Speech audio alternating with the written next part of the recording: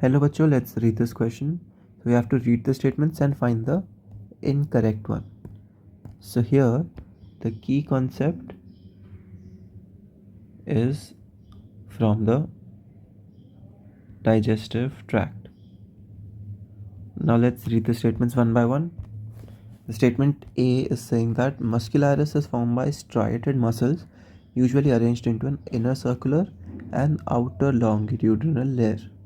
Now this statement is partially true. तो जो muscularis layer होता है जो कि थर्ड लेयर है उसके इनर जो फाइबर्स होते हैं वो सर्कुलर होते हैं और जो आउटर फाइबर्स होते हैं वो होते हैं लॉन्गिट्यूडिनल.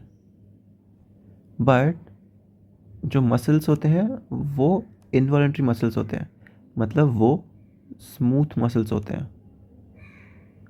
बट क्वेश्चन में दिया है कि स्ट्राइएटेड मसल्स होते हैं ना. इसके लिए हमें पता होना चाहिए कि मसल्स के 3 टाइप्स होते हैं.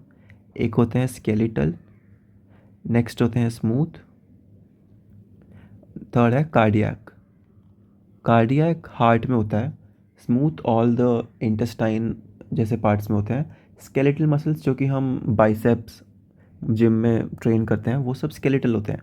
तो skeletal muscles are striated but these are not found in the intestine. That is why यहाँ पे striated लिखा है. इसकी वजह से this statement is wrong. Let's read the statement B. Oblique muscles may be found in some regions of the alimentary canal.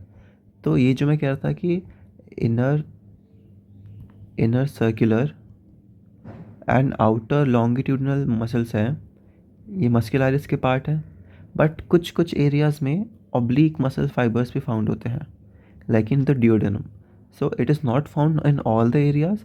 सारे areas में inner और outer, inner circular outer longitudinal muscles होते हैं, बट कुछ पार्ट्स में oblique muscle fibres भी पाए जाते हैं. So this statement is correct. Statement C है कि submucosal layer is made up of loose connective tissues containing nerves, bloods and lymph vessels. Now this statement is also correct because submucosa is a soft tissue in which there are nerves for the innervation of the muscular fibers, blood supply, her body part को blood चाहिए होता है, और lymph vessels to drain out the absorbed food. This is also correct. Statement D says that the cell lining the villi produce numerous microscopic projections called microvilli. Now intestine की lining होती है ऐसी finger shaped projections, these are known as villi. Now अगर इसको और गहराई से देखेंगे माइक्रोस्कोप से तो इन villi के अंदर भी छोटी छोटी लाइनिंग होती है, बहुत छोटी. तो villi के ऊपर जो एक और टाइप villi होता है उनको बोलते हैं माइक्रोविलाई. तो villi आप फिंगर लाइक प्रोजेक्शंस villi के अंदर वापस जो फिंगर लाइक प्रोजेक्शंस होती हैं वो होती है microvilli. So this is also correct statement. Now so we have been asked to find the incorrect statement. So that is statement A and that is our correct option here. Hope you understood it well. Thank you.